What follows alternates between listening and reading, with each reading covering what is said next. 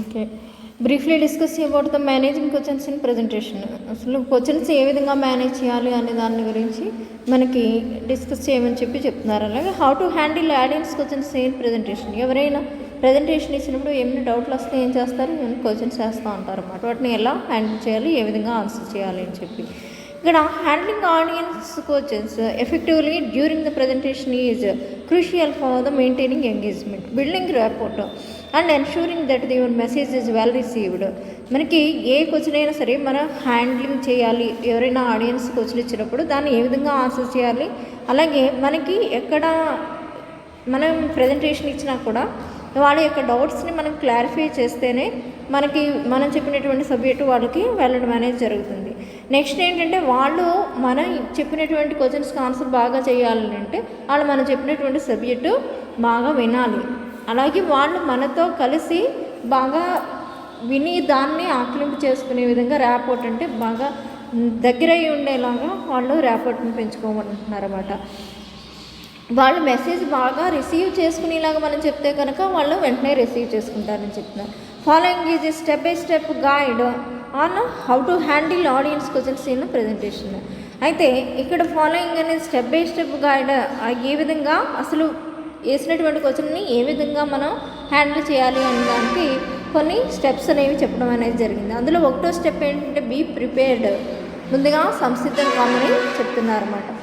Anticipate potential questions that your audience might have based on your presentation topic. అయితే కొన్ని రకాలైనటువంటి potential questions అయితే ఉంటాయి బేస్డ్ ఆన్ ద ఏదైనా టాపిక్ మీద ఒక బేసిక్ గురించి మూలం గురించి అడిగేటటువంటి క్వశ్చన్స్ అయితే అలాంటి వాటిని మన టాపిక్ కాకుండా అనదర్ దాన్ టాపిక్ ఏదైనా అయితే కనుక అవాయిడ్ చేయొచ్చు. This will help you to be ready with the accurate and relevant answers. మనకి ఇలాంటి క్వశ్చన్స్ వేసినప్పుడు మన దగ్గర రెడీగా ఆన్సర్స్ అనేవి ఉంటే కనుక మనం చెప్పేయడం అనేది జరుగుతుంది. సెట్ ఎక్స్పెక్టేషన్స్ని సెట్ చేయమని చెప్తున్నారన్నమాట. At the beginning of your presentation let your audience know how you will be handling questions. అయితే బిగినింగ్ ఆఫ్ ద ప్రజెంటేషన్లో మీ యొక్క ఆడియన్స్ ఎవరైతే ఉన్నారో వాళ్ళు ఏ విధంగా క్వశ్చన్స్ని హ్యాండిల్ చేస్తూ ఉన్నారు అనే దాన్ని కూడా చూసుకోవాలి. Will you take questions at specific point throughout the presentation or at the end. Setting these expectations help the manage the flow. మరి ఇప్పుడు టాపిక్ మొత్తం అంతా అయిపోయాక క్వశ్చన్స్ అడిగితే ఒకలా ఉంటుంది, ఒక చిన్న టాపిక్ చెప్పేసాక దాని మీద క్వశ్చన్ అడిగితే ఒకలా ఉంటుంది, వెంటనే చెప్పేస్తూ ఉంటారు. అలా కాకుండా మొత్తం టాపిక్ చెప్పిన తర్వాత మనం దాన్ని ఆన్సర్ చేయాలంటే వాళ్ళకి చెప్పడానికి కష్టంగా ఉంటుంది అన్నమాట. మొత్తం టాపిక్లోంచి వాళ్ళు దాన్ని డిసైడ్ చేసి విచ్ ఇస్ ద ఆన్సర్ అని చూసుకోవడానికి కష్టంగా ఉంటుంది కనుక active listening. When an audience member asks a question, listen attentively. Make sure you understand the question fully before you respond. If the question is unclear, and politely ask for the clarification. ఒకవేళ మనం active listening అనేది ఏ విధంగా ఉంది అనేది చూసుకుంటే కనుక audience అనేవాళ్ళు ఏదైనా క్వశ్చన్ అడిగినప్పుడు మనం కూడా యాక్టివ్గా ఉండాలి, అటెంటివ్గా. ఏంటి అడిగినటువంటి క్వశ్చన్ దేని మీద వేస్తున్నారు ఏంటి అనేది క్లియర్గా వినాలి ముందు. అది యాక్టివ్ లిజనింగ్. వాళ్ళు అడిగేది ఒకటైతే చెప్పేది ఒకటి కాకుండా మనం ఇంకోటి, ఒకవేళ మనకి వాళ్ళు వేసినటువంటి క్వశ్చన్ అర్థం కాకపోతే మనం వాళ్ళని ఇంకొకసారి చెప్పమని అడగచ్చు. లేకపోతే మనం వాళ్ళని పొలైట్గా మళ్ళీ ఇంకోసారి చెప్పండి అని చెప్పి అడగచ్చు, క్వశ్చన్స్ క్లియర్గా అడగకపోతే కనుక దేని మీద క్వశ్చన్ వేస్తారని చెప్పి. Next thank the questionnaire. ఎవరైతే క్వశ్చన్ వేస్తారో వాళ్ళకి థ్యాంక్స్ చెప్పమని చెప్తున్నారు అన్నమాట. Always start your response by thanking the person who asked the question.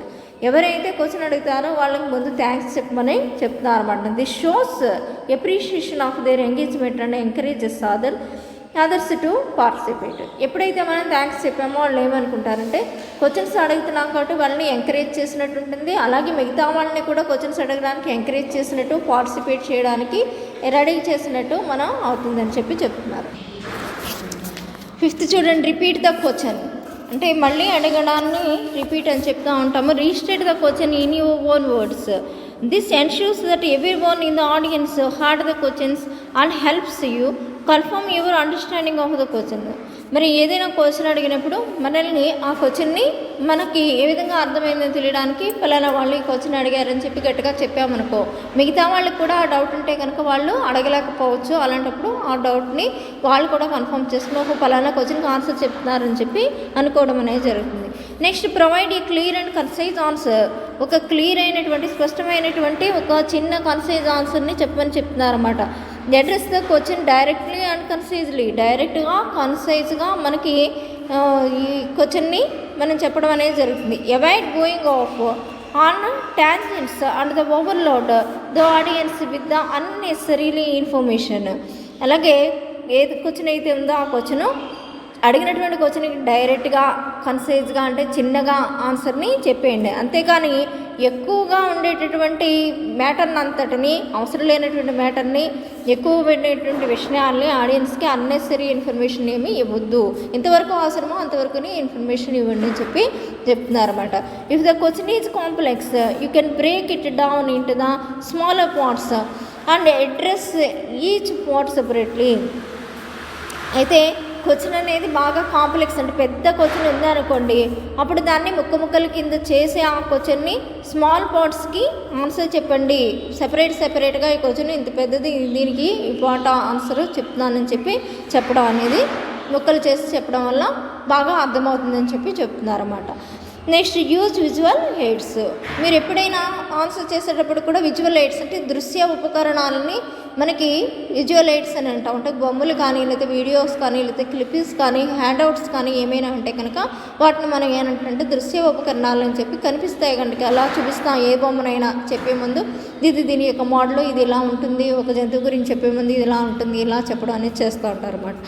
If applicable use visuals like charts, graphs or diagrams or enhance your answers.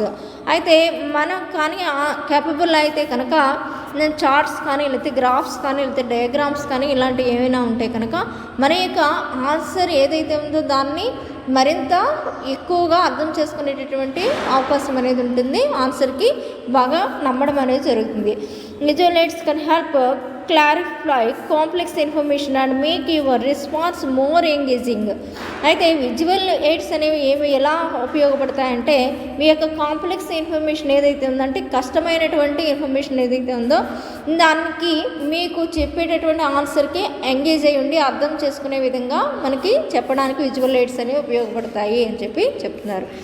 Next, relate to the presentation. అంటే ఏ presentation గురించి చెబుతున్నామో దానికి సంబంధించినటువంటి visual ఎయిడ్స్ని మాత్రమే చూపించడం అనేది జరుగుతుంది. Answer కూడా ఏది అడుగుతుంటే దానికే చెప్పండి, అంతేకాని వేరే దానికి చెప్పొద్దని. Connect your answer back to your main presentation topic. మీ యొక్క ఆన్సర్ మెయిన్ ప్రజెంటేషన్ టాపిక్కి కనెక్ట్ అయ్యేదై ఉండాలి. This reinforces the relevance of the question and times into the overall theme. అయితే రీన్ఫోర్స్ అంటే పునర్బలనం చెందడం. దీనికి మనం చెప్పేటటువంటి టాపిక్ని మనం అడిగినటువంటి క్వశ్చన్కి రీన్ఫోర్స్ అయి ఉండాలి, అది పునర్బలనం చెందేలా ఉండాలి. అంతేకాని దానికి దీనికి సంబంధం లేనటువంటిది, ఇర్రిలవెంట్ అయినటువంటిది మనం చెప్పడం అనేది కాదు. మొత్తం మనం చెప్పిన థీమ్కి మనం చెప్పిన ఆన్సర్కి సరిపడగా ఉండాలి. Next, encourage participation. అలాగే ఎవరైనా మనం చెప్పేటటువంటి ఆన్సర్స్లో ఎవరైనా పార్టిసిపేట్ చేస్తారంటే దాన్ని కూడా మనకి ఎంకరేజ్ చేయమని చెప్పి చెప్తున్నారు. After answering a question encourage other audience members to share their thoughts or experiences relate to the topic. అయితే ఆన్సర్ ఏదైతే ఉందో ఒక క్వశ్చన్ని ఆన్సర్ చేసిన తర్వాత ఆడియన్స్ ఎవరైతే ఉన్నారో వాళ్ళందరినీ కూడా ఎంకరేజ్ చేయమంటున్నారన్నమాట. మీ యొక్క ఆలోచనలు ఏంటి, మీ యొక్క ఎక్స్పీరియన్స్ ఏంటి, దానికి రిలేటెడ్ టాపిక్స్ ఏంటి, ఇలాంటి విషయాల మీద వాళ్ళందరినీ కూడా ఎంకరేజ్ చేయమని చెప్తున్నారన్నమాట. This foster a sense of community and involvement. దీనివల్ల మనిషిలో మనం కూడా ఇన్వాల్వ్ అయ్యేలా ఉండాలి అనేటటువంటి జ్ఞానం ఒకటి పెరుగుతుంది. నెక్స్ట్, మనం ఇన్వాల్వ్ అయితే మనకి ఎక్కువ నాలెడ్జ్ వస్తుంది అనేటటువంటిది కూడా ఉంటుంది అని చెప్పి చెప్తున్నారు. పార్టిసిపేషన్ అయిపోయింది కా. Manage time. Be mindful of the time you spend on each question. మనకి ఎంత క్వశ్చన్కి ఎంత టైం స్పెండ్ చేస్తున్నామని అంటే ఒక 100 మంది ఉన్నారనుకోండి, 100 మందిలో 10 డౌట్స్ చెప్పాలనుకునే దానికి ఎంత ఆన్సర్ చెప్తామనేది చూసుకుంటే 10 మందికి డౌట్స్ క్లారిఫై చేయాలి కనుక సింపుల్గా బ్రీఫ్గా అర్థమయ్యే విధంగా చెప్పేయండి అని చెప్తున్నారు అంతే. కానీ ఒకరి క్వశ్చన్కే ఆన్సర్ చేస్తే మిగతా 9 మందికి టైం ఉండదు కనుక if you have limited time let the audience know that you will take a few more questions before moving on. మరి మనకి ఎప్పుడైనా సరే ఎక్కువ క్వశ్చన్స్ చెప్పవలసి వచ్చినప్పుడు మీకు వెళ్ళిపోవాలని అనుకున్న టైం అయిపోయినా సరే కొంచెం ఎక్కువ సమయాన్ని తీసుకుని వాళ్ళ యొక్క క్వశ్చన్స్కి ఆన్సర్స్ ఇవ్వమని చెప్తున్నారు. Next handle challenging question gracefully. ఏదైనా ఛాలెంజింగ్ క్వశ్చన్ వచ్చినా సరే చాలా గ్రేస్ఫుల్గా మనం ధైర్యంగా దాన్ని ఎదుర్కోండి అని చెప్తున్నారు. If you receive a challenging or the critical question remind composed and professional. ఎప్పుడైనా ఛాలెంజింగ్ క్వశ్చన్ వచ్చినా సరే లేకపోతే కష్టమైన క్వశ్చన్ వచ్చినా సరే మనల్ని ఏం చెప్తున్నాడో మనకు ఆల్రెడీ వచ్చినట్టుగా లేకపోతే మనం ఆల్రెడీ ప్రొఫెషనల్ కనుక అందులో మనకి ఎంతో కొంత ఎక్స్పీరియన్స్ అనేది ఉంటుంది కనుక మనం దాన్ని ఎలాగా చెప్పగలము అని చెప్తున్నారు అన్నమాట. Address the question respectfully and avoid becoming defensive, acknowledge and different view points and the offer A balanced response. అయితే క్వశ్చన్ ఏదైతే ఉందో దాన్ని రెస్పెక్ట్ఫుల్గా చూడమని చెప్తున్నారో అలాగే డిఫెన్సివ్ ఎక్నాలజ్మెంట్ని డిఫరెంట్ వ్యూ పాయింట్స్ని ఇవ్వద్దని చెప్తున్నారు. అంటే బ్యాలెన్స్ రెస్పాన్స్ని మాత్రమే ఇవ్వండి అని అంటే భిన్నమైనటువంటి ఆన్సర్స్ని లేకపోతే దానికి ఏదైనా వివాదాన్ని కలిగించేటటువంటి అలాంటి ఆన్సర్స్ మాత్రం ఇవ్వద్దని చెప్తున్నారు అన్నమాట. Don't pretend to know everything. నాకు అన్నీ తెలుసని మాత్రం అనుకోవద్దని చెప్తున్నారంట. If you don't know the answer to a question it's okay to admit it. Okay, మీకు తెలియదు అనుకోండి, మాకు ఇప్పుడు తెలియదని చెప్పండి. Offer to follow up with the question later and suggest resource when they can find more information.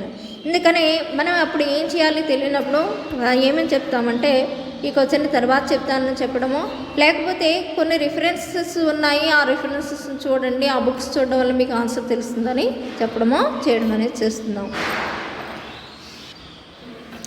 Okay, maintain high contact.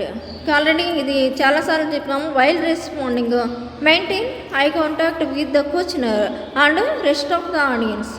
మనం ఎప్పుడైనా సరే ఐ కాంటాక్ట్ని మెయింటైన్ చేయండి అని చెప్తున్నారు. క్వశ్చన్ ఆన్సర్ చెప్పినప్పుడు మిగతా వాళ్ళ మీద, క్వశ్చన్ అడిగిన వాళ్ళ మీద కూడా మనం కాన్సన్ట్రేట్ చేయాలి. This helps create a connection and keeps the audience engaged.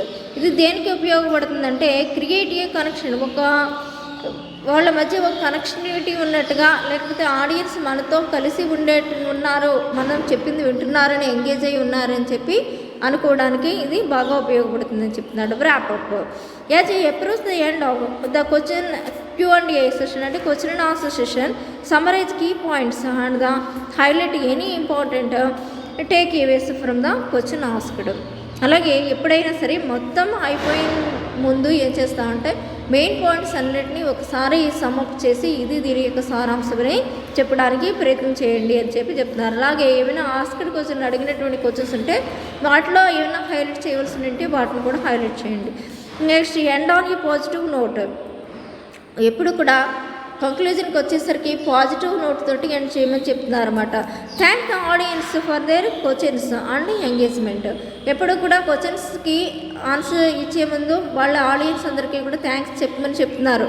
అలాగే reiterate your main message and leave the audience with ఈ పాజిటివ్ ఇంప్రెషన్. అలాగే మీ మెయిన్ మెసేజ్ని మళ్ళీ తిరిగి చెప్పి ఒకసారి ఒక పాజిటివ్ ఇంప్రెషన్ అనే దాన్ని వాళ్ళలో ఉంచేయాలని చెప్తున్నారు. Handling audience questions is an opportunity to enhance your presentation and connect with your audience on a deeper level. Practice and experience will help you to become more comfortable and effective in managing questions and during the presentation.